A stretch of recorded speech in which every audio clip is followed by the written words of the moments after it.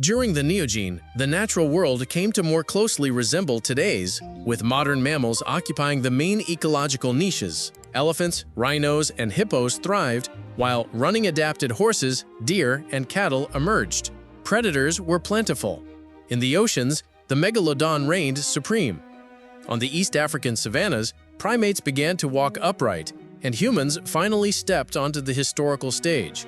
The Neogene period, formerly known as the Upper Tertiary, is divided into the Miocene and Pliocene. It began 23 million years ago and lasted for 20.5 million years.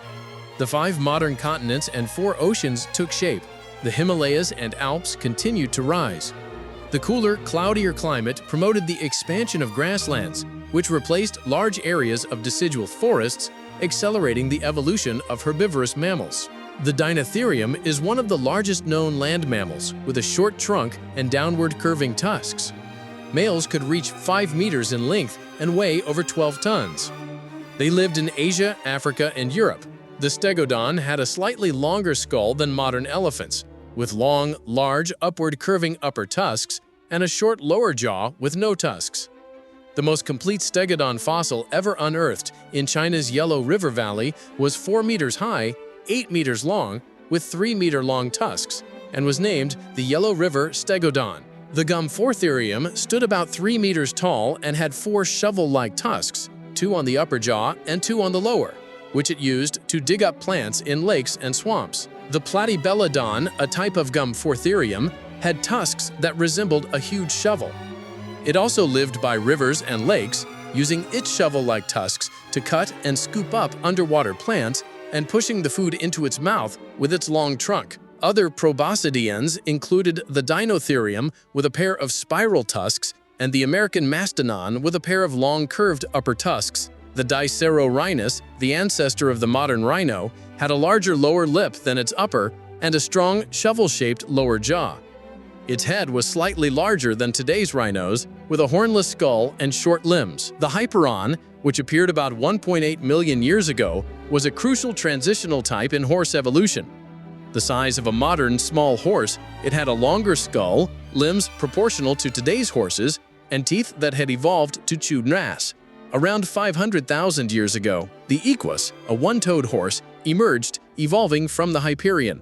Standing about 2 meters tall, it had well-developed hooves and was good at running. Giraffes and deer share a common ancestor, with giraffes splitting off from deer during the Miocene. The Podocerus was a giraffe with hoof-like feet, about 1.5 meters tall, with large feet resembling today's Sika deer.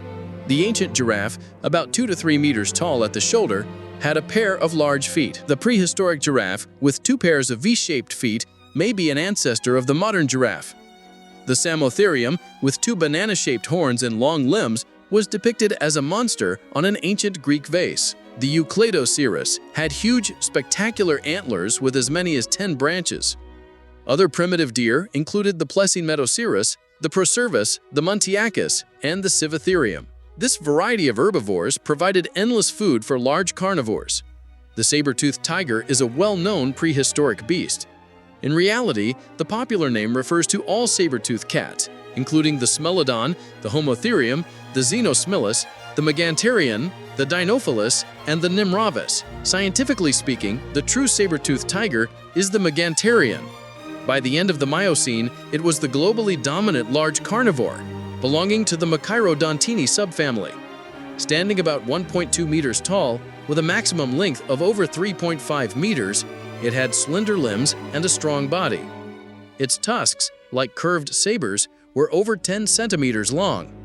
It lived on Earth for 1.3 million years, making it the most successful saber-toothed cat. The Smilodon, an outstanding representative of the saber-tooth family, had a pair of saber-like tusks over 12 centimeters long.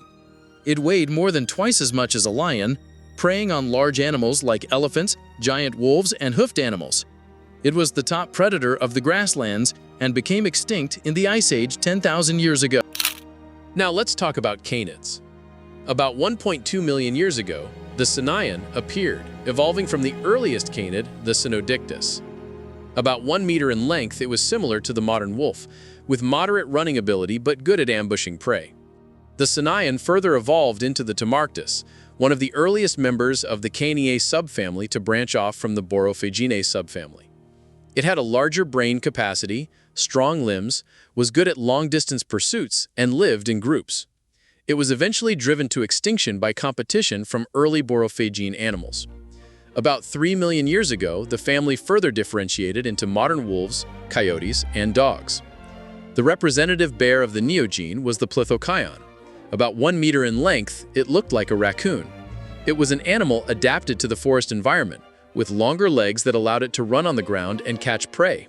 It fed on plants, insects, and small mammals. Other bears included the Indarctos and the Ursus. It's worth noting that at the end of the Neogene, about 800,000 years ago, the ancestor of the giant panda, the Ardipithecus, appeared. It was mainly distributed in Yunnan and Lufeng. It was small, about the size of a fox. Over the next 300,000 years, it evolved into the Ailuropoda microta and the Ailuropoda baconi, and finally into the modern giant panda. The African wild dog is an infamous animal of the African savannas, known as the skilled butcher and Africa's number 2. The Lycaon pictus, its ancestor, appeared in the late Miocene, 1.2 million years ago. It could weigh up to 40 kilograms, 4 times the size of the modern African wild dog, and was larger than the modern African lion. It preyed on large herbivores. Cold-blooded animals like the PreHistoric were one of the largest crocodilians ever to live on Earth. At over 10 meters long and weighing 6 tons, it had one of the strongest bite forces among all terrestrial animals.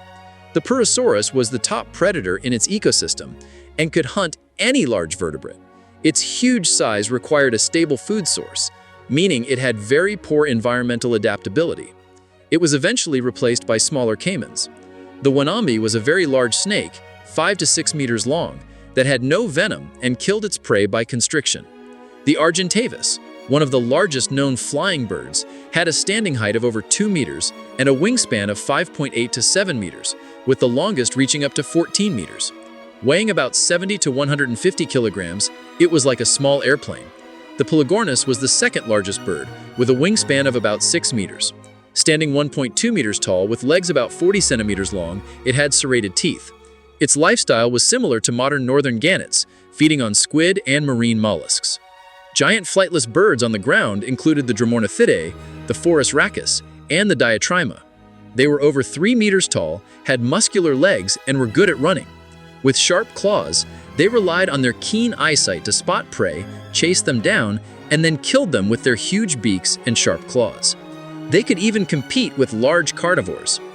In the oceans at this time, the megalodon was the absolute overlord. It was the largest shark that ever lived.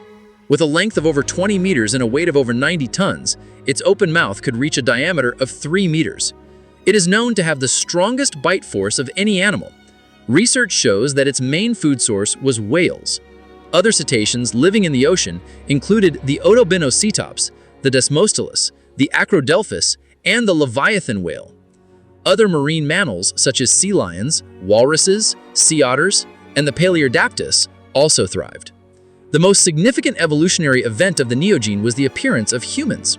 Human evolution can be roughly divided into 3 key periods: Ardipithecus, Australopithecus, and Homo. During the Neogene, the evolution was mainly that of Ardipithecus and Australopithecus. The Ardipithecus includes the Sahelanthropus, the Orrerin, and the Ardipithecus. The Sahelanthropus, recognized as the earliest hominin, was a common ancestor of humans and chimpanzees. It lived on the African continent in the Miocene 7 million years ago. Its facial structure was distinctly different from modern humans, and its cranial capacity was similar to modern gorillas. The Orrerin, also known as Millennium Man, because it was discovered in 2000, is the first known primitive human. It also lived on the African continent in the Miocene 6 million years ago. About the size of a modern chimpanzee, research on its femurs showed that it walked upright on 2 legs. Its dental structure suggests that it ate fruits and vegetables and sometimes meat. The Ardipithecus, which lived in Africa 5.8 million years ago, is divided into Ardipithecus rebidus and Ardipithecus cadaba. It walked upright on 2 legs and had teeth similar to the Australopithecus. Finally, 4.2 million years ago, the Australopithecus appeared, considered a transitional stage to the Homo.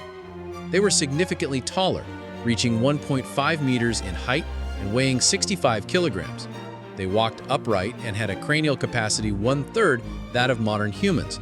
They learned to use natural tools but did not manufacture them and lived in groups.